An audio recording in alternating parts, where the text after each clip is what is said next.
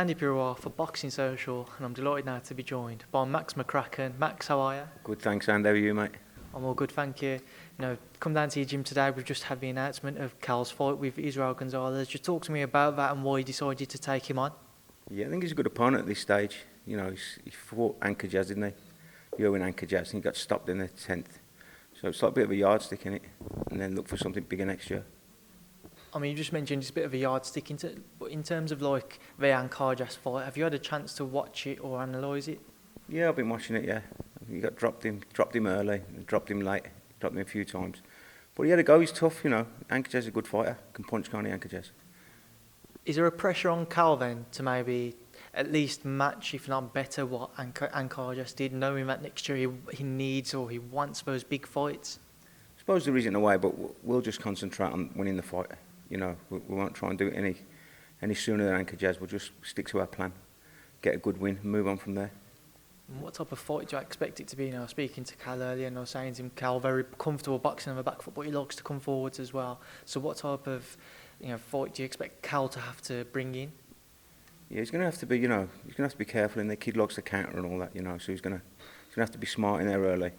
But I think later Cal's strength will tell the second half of the fight. I think he'll get on top, as long as he doesn't get too involved early on. Talk to me as well about his plans for next year. Cal was saying that he wants to get out 3 times next year. Since he's won his world title, he's been out 2 times each year. So what are your thoughts on that? Yeah, a lot of it's down to his hands. After each fight, his hands have been really bad. So we're looking for different gloves, for this fight. So hopefully next year he'll get out 3 times. If he gets out 3 times, then what would be your preference with regards to timings of the year, provided that there wasn't any bad injuries which were to keep him out? Maybe March next year. There's been talk of a fight in America in March, and you'd be looking then to get another couple in before the end of the year. But it'll be a big fight in March. Hopefully a unification or Roman Gonzalez. I was just about to say, Gonzalez has been spoken about for quite a while with Calvin now. It's been banded together. There's obviously whatever chances of the unification fight being made as another possibility. What would be your preference and Cal's preference? I think if Gonzalez can come back and look impressive, another fight, I think Gonzalez will be a massive fight. What have you made of Roman since he's returned? He came up with a decent win, didn't he? I think he looked okay, so maybe another one, build his confidence up. And then he's ranked number 1, isn't he, with WBA? So that's the fight really we're looking for. I mean, in Cal's division, there aren't any unified champions. There's obviously one vacant belt. Why do you think it is that it seems to be a little bit more difficult at that weight to make the unification fights, despite how well it's promoted in America with the Superfly cards? I'm not sure. Maybe the promoters, they've got their own plans, they've got their own paths they're going to take, but it'll happen sooner or later, won't it? I think Rungazai, even Rungazai next year, we're looking at that. And we've obviously got Gamal who's out injured at the minute. What is the update with Gamal?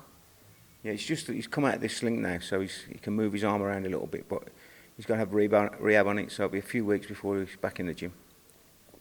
So I was speaking to Cal earlier, Gamal loves to be in the gym. He tends to, he'll have a fight, he'll be back in within 2 or 3 weeks. Is he on the phone to you? Is he telling you, Max, I'm frustrated, I need to be doing something? Yeah, I speak to him each week, and he's just repairing, isn't he? He's just healing up, so it's only been a few weeks, so, you just got to give him a little bit of time. He'll be back in before he knows it. Obviously, you do bits and pieces with Galal, who's on the GB squad whenever you can, when he comes up from Sheffield. Yeah. Comes down from Sheffield, that is. What is Galal looking like? He's looking good, Galal is. He's just improving all the time, he's getting better. So I think he's got a fight coming up soon, tournament somewhere, I'm not sure where it is. But he's looking good. I mean, he comes in, he spars with the pros, spars with Cal. He's looking good, he's going to be a good kid. Now, there's obviously a few boxing matters going on away from Yafai brothers. I just wanted to get your opinion on. Starting off with Khan-Brook, the rumours of a 147 being agreed, but they want that £10 rehydration limit set in. What are your thoughts on that? It's a bit of a joke, isn't it, really? If he's going to make 147, he's made it, hasn't he? He's made it. Just let him eat what he wants. Let him come in. Khan needs to take the fight, doesn't he? People are waiting for too long, otherwise people lose interest. Do you think it's going to start reflecting on Amir at some point that he's doing everything in his power to either avoid the fight or just make himself a heavy favourite in it? just puts excuses up, doesn't he? He's always got excuses or barriers for Khan to jump over. Brook. Brook's done it. He's won world titles. He's done everything he's needed to do. You know, just take the fight. Everyone wants the fight. Obviously, we've also been waiting to see whether or not there was true rumours in Mayweather-Pacquiao happening again. Do you think that Khan's been waiting for Manny Pacquiao to see whether he's going to have that fight? Because I know Emil wants to fight Manny Pacquiao ahead of Khan-Brook. Maybe, but I think it's just used it as another excuse not to fight Brook. You know, he needs to fight Brook, doesn't he? It's the biggest fight there. Do you think Brook would be bigger than Pacquiao in your opinion, then? Or at least over here he would be? Over here, it's massive over here, isn't it? I mean, it's going to be a huge stadium fight, isn't it? You know, you just take the fight. You know, it's what the public want. Just take the fight. And this weekend coming, we'll see Demetrius Andrade fight for the vacated WBO middleweight belt, which Joe Saunders had to vacate because of his failed drugs test. What did you make of all of that, and did you think it was fair that Billy didn't get given a licence to fight out in Massachusetts? Yeah, I don't really know the ins and outs of it. I haven't really looked into it much. I just heard he got found taking what substance was it? A nasal spray, yeah, which is a shame, really, if that's the truth, you know what I mean? But it would have been a good fight, him and Andrade.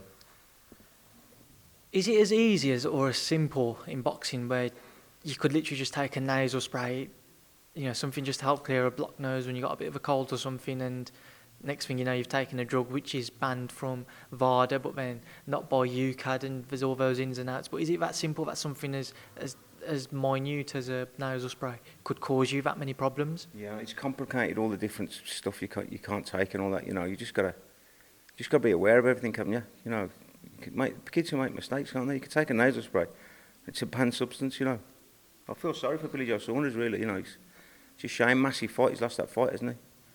I mean, I was speaking to Anthony Fowler last week in Newcastle, and he was saying that apparently even on GB, they're not allowed Lemsip. That's crazy, isn't it? It's crazy. You wouldn't think that, would you? I mean, you know, it's probably a genuine mistake, you know what I mean? Look what it's cost him. It's a shame. I would have fancied him to win that fight as well, Joe Saunders.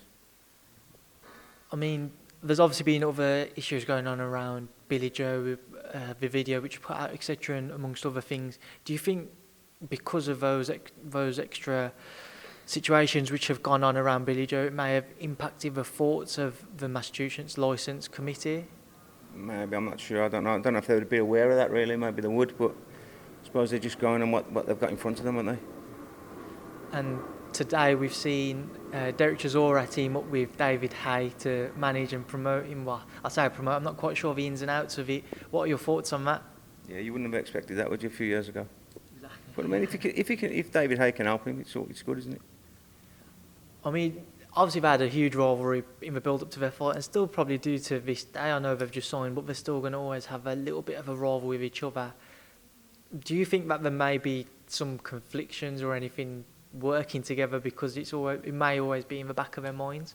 No, I don't think. I think David Haye will do the best he can for Chisora, and Chisora's up there now. He's shocked everyone, hasn't he? He's right up there now. I mean, you've just mentioned he's right up there. We're obviously waiting to see whether or not he will get made for December 22nd to fight Dillian White in a rematch. Firstly, do you think it's going to be a bit more difficult to make if David Haye has taken over all of the promoting and managerial duties, or is that the fight that you actually want to see as well, I should say?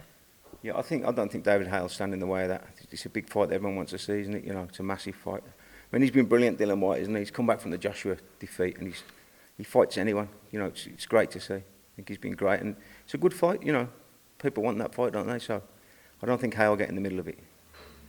How would you see that fight going? I think I'd go Dillian White again. I think he's improved. He had a little hiccup last time with Parker towards the end of the fight, but he's just mentally very tough and strong. You know, he can punch. You know, he believes in himself. I just think he'd get the edge on Chisora. Although Chisora's a good fighter as well. You know, he's very good. But I think Dillian White will win the next one. I think in terms of maybe just a general public, or if, say, you know, someone was to tune in on the night, I would definitely say White Chisora would be a fight you'd rather see because it would be, you know, action-packed as the first fight was. But as a boxing journalist, as someone who watches the sport religiously, I see the Ortiz or the Brazil fight as being more of an attractive proposition because obviously if Dillian was to beat Dominic Brazil, it would place him as a mandatory with WBC to possibly fight Deontay Wilder, and also Luis Ortiz as well. is a name which has been bandied about, which I would personally like to see. But what would be your preference? You know, if you had a chance to choose, would it be Dillian versus either Derek, Luis Ortiz, or Dominic Breazeale? I think it'd be Chisora. The last fight was a brilliant fight, wasn't it? Just if it was anything like that, you know, I'd want to see that again. You don't know what it's going to be like with like Luis Ortiz, you know. Could be a spiraling fight, you know. Breazeale as well. Styles might clash. I just think give me Chisora a good match. Dillian's, you know, managed to build himself up brilliantly after the AJ defeat. How difficult is it for any heavyweight though in that division to actually gain a world title shot, knowing that AJ's got 3 of the belts, 4 if you count the IBO, and Deontay Wilder's got the other one, and got Deontay tied up to fight Tyson Fury, and AJ has obviously got April 13th booked, hoping to fight the winner of that. Yeah, I mean, it's tough up there, isn't it? But like Dillian White, he's been number 1 with the WBC for a while, hasn't he? You just haven't given him a chance, you know. I think you just got to keep going through the names, haven't you? You just got to keep getting the wins in, and you'll get there.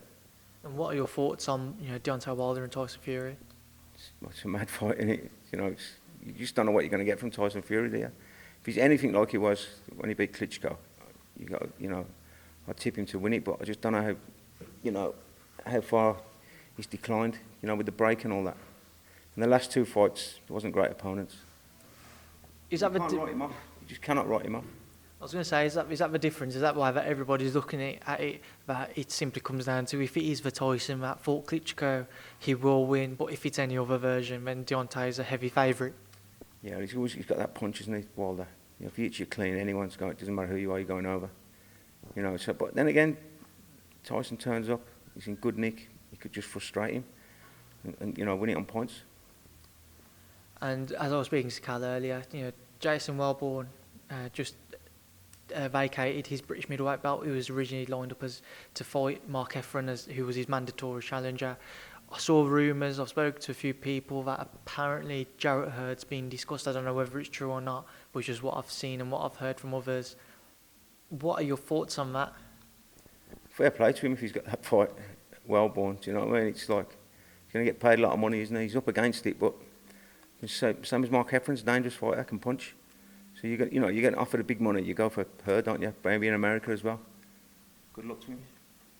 He would be a huge underdog going into it if it was to happen. Like I say, this could all just be talking. I could be talking absolute nonsense, and what I've seen and heard could be completely false. But is this just a showing and a sign of how mad boxing could be? That, you know, only a few years ago he lost to Frankie Gavin via stoppage, and now all of a sudden he's fighting one of the best middleweights on the planet. Sorry, light middleweights on the planet. Yeah, but you know, boxing can change. Things change, don't they? Landscape changes. But I think he's strong at middleweight, isn't he? Welborn. He's comfortable at middleweight, and you know, he's earned it really, hasn't he? He's fought what's his name, Tommy Langford twice, hasn't he?